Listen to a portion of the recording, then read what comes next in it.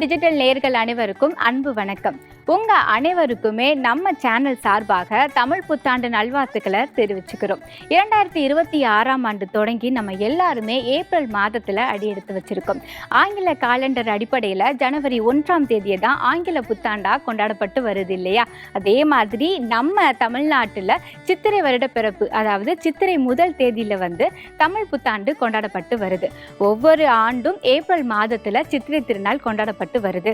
எல்லாரோட ஒரு பெரிய நம்பிக்கை என்னன்னு பார்த்தீங்கன்னா, நாளை ஒரு நாள் முடிந்த உடனே இன்னொரு நாள் வரும்போது தான் ஓகே நம்மளுடைய எல்லா பிரச்சனையுமே சரியாக போகுது அப்படின்னு சொல்லி அவங்க ஒரு வாழ்க்கையோ ஒரு பயணத்தை ஆரம்பிப்பாங்க. அப்படி இருக்கும்போது ஒரு வருடம் முடிந்து இன்னொரு வருடம் அப்படிங்கிறது வரும்போது நிறைய நம்பிக்கை அவங்களுக்குள்ள இருக்கும் இல்லையா? ஸோ அப்படி இருக்கும் போது இந்த தமிழ் புத்தாண்டு யாருக்கெல்லாம் சூப்பராக இருக்க போகுது, எந்த ராசிக்காரங்கள்லாம் ஓஹோன்னு இருக்க போறாங்க அப்படின்னு பற்றி நம்ம பார்க்க போகிறோம்.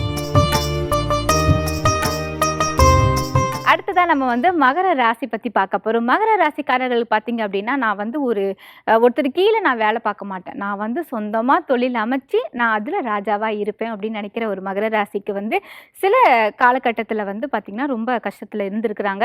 தொழிலில் எந்த ஒரு முன்னேற்றம் இல்லை, வாழ்க்கையில் முன்னேற்றம் இல்லை. அப்படி இருக்கிற மகர ராசிக்காரர்களுக்கு இந்த தமிழ் புத்தாண்டு எப்படி இருக்கும் அப்படின்னு தீபம் நீங்கள் சொல்லுங்கள். கண்டிப்பாம்மா. மகரத்துக்கு கடந்த 7 வருஷமாக அந்த மாதிரி பிரச்சனைகள் இருக்க தான் செஞ்சிச்சு. காரணம் என்ன அப்படின்னா, மகர ராசி என்பர்கள் 7 நாட்டு சனியில் இருந்தீங்க. 7 நாட்டு சனியில் இருந்ததுனால தடைகள், தாமதங்கள், நடந்தே போனால் கூட தடுக்கி எழுந்து நடந்து போனோம்ப்பா அப்படின்ற ஒரு அமைப்பு, செய்யாத தப்புக்கு ஒரு அசிங்கம், அவமானம், அவப்பேறு, குடும்பத்தில் நிம்மதி இல்லாத ஒரு சூழ்நிலை, வேலை செய்கிற இடத்துல ஏகப்பட்ட ப்ரெஷர்ஸ், சமுதாயத்தில் ஒரு மரியாதை இல்லாத தன்மை, எதிர் வீடு பக்கத்து வீடு எல்லாருக்கிட்டையும் பெருசாக எங்கள் கூட நாங்கள் நட்பாக இருந்தவங்க இப்போ பெருசாக நட்பாக உறவாட முடியல, சாதாரணமாக பேசக்கூட முடியல. நாங்கள் சாதாரணமாக நல்லா இருக்கியாப்பா அப்படின்னு கேட்க போனால் கூட நான் நல்லா இருந்தால் உனக்கு என்ன, நல்லா இல்லைன்னா உனக்கு என்ன, நல்லா இல்லைன்னா நீ என்ன பண்ண போகிற, நல்லா இருந்தால் என்ன பண்ண போகிற அப்படின்னு இந்த பார்த்திபன் சார் வடிவேல் காமெடி மாதிரி ஆயிப்போச்சு எங்கள் வாழ்க்கை அப்படின்னு கஷ்டப்பட்டு இருந்த மகராசி என்பர்கள் கவலைப்படணும் அப்படின்ற அவசியமே இல்லை. காரணம் என்ன அப்படின்னா, தமிழ் புத்தாண்டில் 3வது ரொம்ப சூப்பர் டூப்பராக இருக்கக்கூடிய ராசி எது அப்படின்னா மகரம் தான். காரணம், மொதல் விஷயம் சனி பகவான் உங்கள் ராசியாதிபன் எந்த அளவுக்கு வச்சு செஞ்சானோ அந்த அளவுக்கு உங்களுக்கு தாராளமாக கொடுக்க போகிறான். சகாய சனியை எல்லா விதத்துலையும் சகாயங்கள், ஹெல்ப்பு அப்படின்றத சனியே கொடுக்க போகிறான். சனியே சப்போர்ட்டிவாக இருக்க போகிறான் அப்படின் போது மற்றவங்களை பற்றி கவலைப்படணும் அப்படின்ற அவசியமே இல்லை. இது ஒரு பெரிய ப்ளஸ். சனி நிதானமாக கொடுப்பான். ஆனால் குரு பயிற்சிக்கு அப்புறம் குருனோட பார்வை சனி மேலே படியறதுனால சனி ரொம்ப ஃபாஸ்ட்டாக சட்டு பட்டு நிறைய நல்லது உங்களுக்கு செய்ய போகிறான். அதை நீங்கள் ப்ராப்பராக சேனலைஸ் பண்ணிக்கிறீங்க அப்படின்னா மட்டும் போதுமானது. இது ஒரு பெரிய பெரிய பெரிய பெரிய ப்ளஸ் அப்படின்னு சொல்லலாம். அதுக்கப்புறம் ராகு பகவான் 2ஆம் பாவம், தன குடும்ப வாக்குஸ்தானத்தில் ராகு, தன குடும்ப வாக்குஸ்தானத்தில் ஒரு ராட்சஸ். நிறைய பேருக்கு வெளிநாடு கரன்சிஸை கையாளக்கூடிய பிராப்தம், ஒன்று இவங்களே வெளிநாடு போகிறதுக்கான பிராப்தம், இல்லை குடும்ப உறுப்பினர்கள் யாராவது வெளிநாடு போய் சம்பாதிக்கிறதுக்கான பிராப்தம், இல்லைனா இங்கேயே இன்டர்நேஷ்னல் கொலாபரேட்டட் கன்சர்னில் வேலை செய்யறதுக்கான பிராப்தம். குடும்பத்தில் காசு நடமாட்டம் நிறைய இருக்குங்க. ஆனால் பெருசாக பார்த்திங்கன்னா அந்யோன்யம் அப்படின்றது இருக்காது. இப்போ அப்பா அம்மா பிள்ளைங்க இருக்காங்க அப்படின்னா பிள்ளை அப்பா கிட்ட பார்த்திங்கன்னா அம்மாக்கும் அப்பாவுக்கும் சண்டை வருது அப்படின்னா அப்பா கிட்ட சப்போர்ட்டாக பேசும். எப்படி அப்படின்னா ஆதாயம் கருதி, அம்மா கிட்ட சப்போர்ட்டாக பேசும், அம்மா கிட்ட ஆதாயம் கருதி. ஆக அந்யோன்யம், பாசம், அதை எல்லாத்தையும் மீறி ஆதாயம் கருதி பழகிறது அப்படின்றது குடும்பத்திலேயே இருக்கும். பரவாயில்ல, எப்படி இருந்தால் என்ன, இந்த காலகட்டமே அப்படி தானே இருக்குது. ஜஸ்ட் ஒரு ரெஸ்டாரண்ட் போனீங்க அப்படின்னா கூட அம்மா அப்பா குழந்தைன்னா அப்பா FB பார்த்துட்டு இருப்பாங்க, அம்மா இன்ஸ்டாவில் ரீல்ஸ் பார்த்துட்டு இருப்பாங்க, குழந்தை தோரா பூஜி பார்த்துட்டு இருக்கோம். இந்த மாதிரி தானே இருக்குது. அப்போ காசு நடமாட்டம் நல்லா இருக்குது, அது ஒரு பெரிய ப்ளஸ் அப்படின்னு சொல்லலாம். 2வது பாருங்கள், இப்போ மகர ராசி அன்பர்களோட பேச்சு கொஞ்சம் குறைச்சிக்கணும். எப்படி அப்படின்னா, பெரிய லெவலில் பேசுவாங்க. நான் தான் பெரிய ஆள், பிரம்மாண்டமாக அவங்களே பேசிப்பாங்க. நான் தான் பார்த்திங்கன்னா வானத்தையே வில்லா வளைப்பேன் அப்படின்றான் பேசுவாங்க. தன்னைத்தானே ப்ரமோட் பண்ணி கொள்வது, தன்னைத்தானே உயர்த்தி பேசுறது, இந்த மாதிரி விஷயம்லாம் இருக்கும். அதனால் கொஞ்சம் ட்ராப் ஆகிறதுக்கு வழியும் வாய்ப்பு உண்டு. ஆக பேச்சில் கவனம் அப்படின்றது வச்சுக்கோங்க. அதுக்கப்புறம் 8ல் கேது. இந்த 8ஆம் பாவம் கேது என்ன பண்ணுவான்? ரொம்ப சிம்பிளுங்க. பூர்வீக சொத்து பற்றி ஏதாவது இருக்குது அப்படின்னா அது கோர்ட்டு கேஸு அந்த மாதிரிலாம் போகிறதுக்கான வழியும் வாய்ப்பும் உண்டு. எப்போ நீங்கள் பராமரிக்கலை, நீங்கள் அதில் கவனம் செலுத்தலை அப்படின்னா, கவனம் செலுத்துனீங்க அப்படின்னா பெருசாக யோசிக்க வேண்டாம். அது பாதகமான பலன்கள் கொடுக்க போகிறதில்ல. அதே மாதிரி 7 நாட்டு சனியில் நிறைய மகர ராசி அன்பர்களோட தோளில் பார்த்திங்கன்னா ஒரு தேவையில்லாத பேர்டன் அப்படின்றது வந்துச்சு. சம்பந்தமே இல்லாத உறவு அப்படின்றது ஒன்று கிளிங் ஆயிக்குச்சு. அந்த உறவுக்கும் அதே மாதிரி உங்களுக்குமான இடைவெளி அப்படின்றது வரக்கூடிய காலகட்டம். எங்களுக்கு அப்படிலாம் இல்லையம்மா, இருக்கப்பட்டவங்களுக்கு இந்த வரிகள், இல்லாதவங்க கவலைப்படாதீங்க. ஒரு ரிலேஷன்ஷிப் பார்த்தீங்கன்னா அந்த ரிலேஷன்ஷிப் உங்களை விட்டு விலகிறதுக்கான காலகட்டம். ரிலேஷன்ஷிப் வராதவங்க அதை பற்றி யோசிக்க வேண்டாம். பூர்வீக சொத்துல கண்டிப்பாக கவனம் அப்படின்றது வேணும். நிறைய பேருக்கு இன்ஃபெக்ஷியஸ் டிஸார்டர்ஸ் வர்றதுக்கான ஒரு பிராப்தம் உண்டு, அதுலேயும் கவனம் வச்சுக்கோங்க. திடீர் தனப்பிராப்தி, திடீர் மாற்றம், திடீர் நிகழ்வுகள் அப்படின்றது வரதுக்கான வழியும் வாய்ப்பு உண்டு. ஹெல்த்தில் ரொம்ப கவனம், வண்டி வாகனம் ஓட்டும் போது ரொம்ப கவனம் வச்சுக்கோங்க. அதே மாதிரி 6ஆம் மாதத்துக்கு மேலே குரு பகவான் களத்திர குரு வரார்.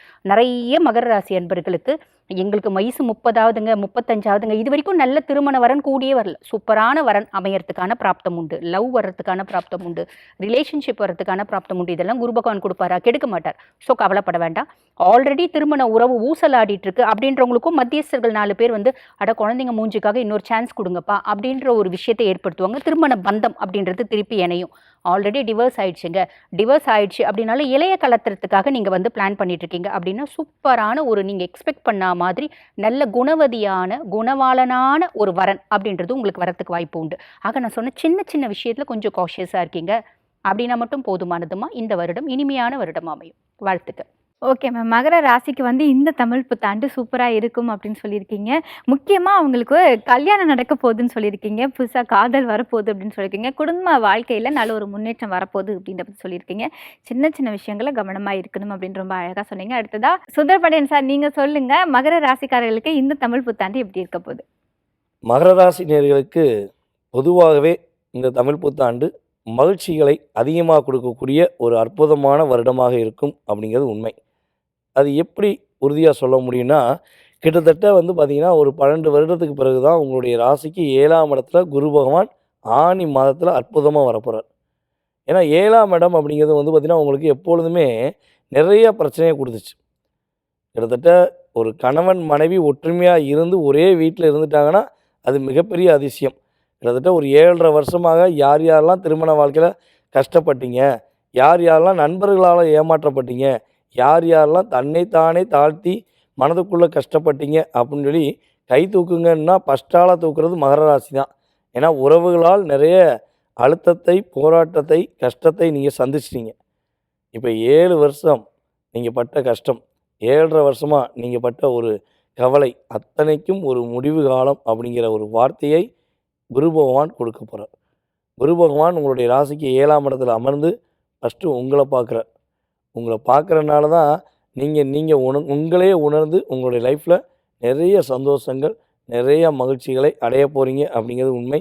காதல்னால் சிக்கி தவிக்கிறதுல ஃபஸ்ட்டால் பெஸ்ட்டால் இருக்கக்கூடிய மகர ராசிக்கு காதலில் இனிமேல் சிக்கல் இல்லாமல் மனசார உண்மையான காதலை நீங்கள் சந்திக்கக்கூடிய பாக்கியம் கிரக ரீதியாக உண்டு. ஏன்னா உங்களுடைய ராசிக்கு 5ஆம் வீட்டை சனி பகவான் பார்த்தனால தான் உண்மையான காதல் எது, போலியான காதல் எதுங்கிறத கண்டுபிடிச்சிட்டிங்க. உண்மையான அன்பு எது, போலியான அன்பு எதுங்கிறது இந்த ஒரு வருஷத்தில் மகர ராசிக்காரங்க உணர்வுபூர்வமாக உணரக்கூடிய ஒரு சூழ்நிலை ஏற்பட்டது.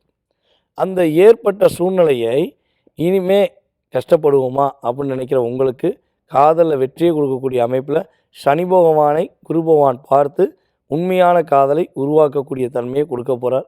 அதே போல் வந்து பார்த்திங்கன்னா பொதுவாகவே சிறு வயதிலிருந்து போராடுகின்ற மகர ராசிக்காரங்களுக்கு சிரமம் இல்லாத வாழ்க்கை வரப்போகுது.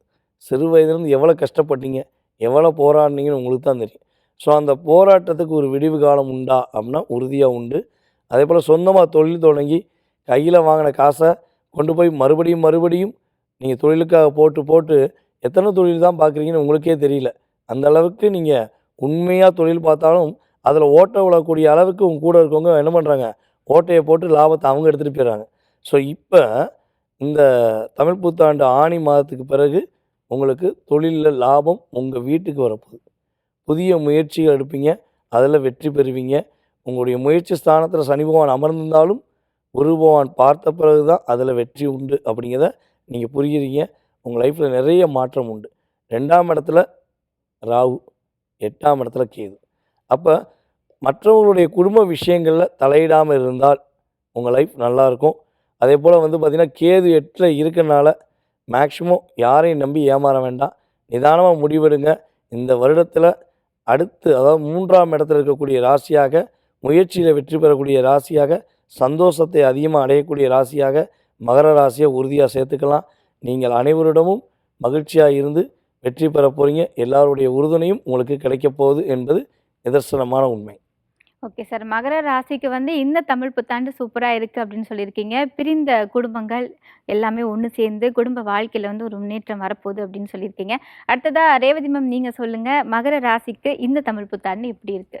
மகர ராசி காலபுருஷனுக்கு 10வது ராசின்னு சொல்லக்கூடியதுங்க.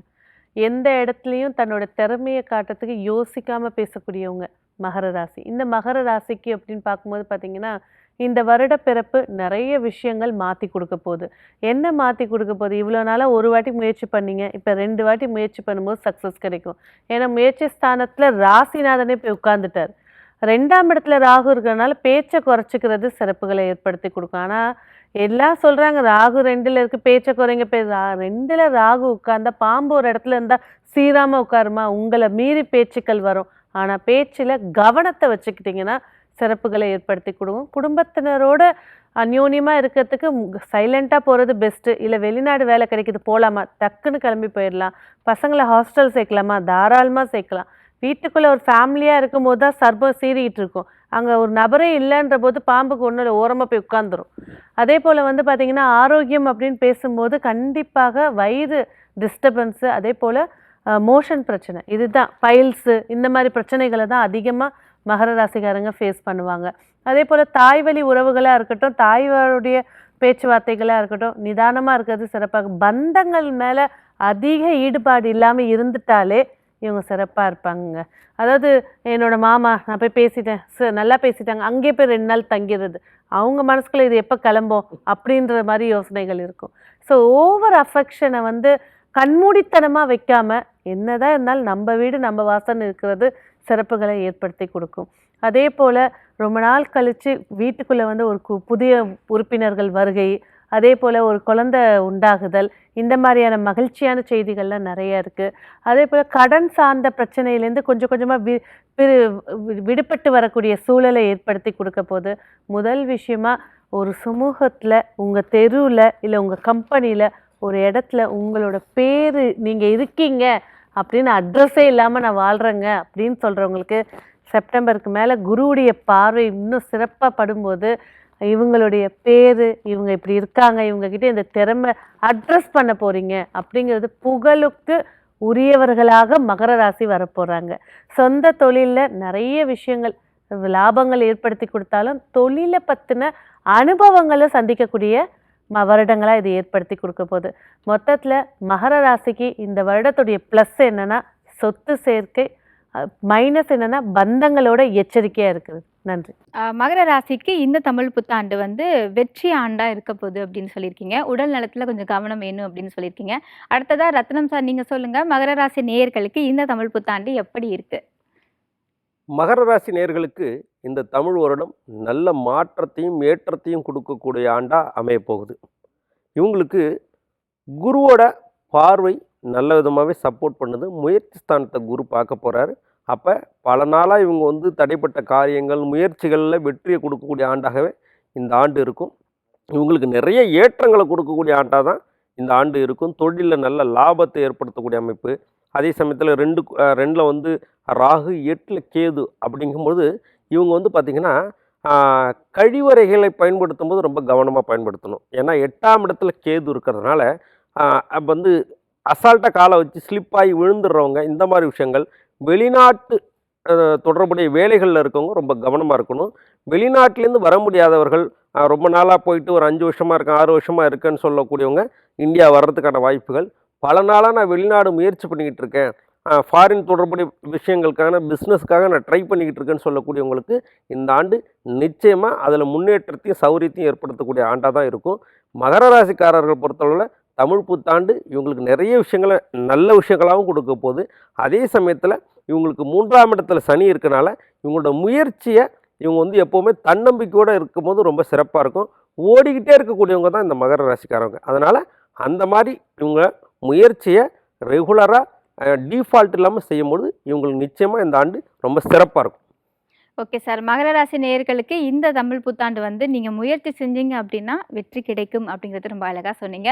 மொத்தமா மகர ராசிக்கு வந்து பார்த்தீங்க அப்படின்னா, இந்த தமிழ் புத்தாண்டு பெரும் வெற்றிய வந்து ஏற்படுத்தி குடுக்குது அப்படின்னே சொல்லலாம். நெறைய விஷயங்கள் வந்து இந்த தமிழ் புத்தாண்டு உங்களுக்கு நன்மைக்கு ஏதுவா இருக்கும் அப்படின்னு நம்ம ஜோதிடர்கள் எல்லாருமே சொல்லியிருக்காங்க.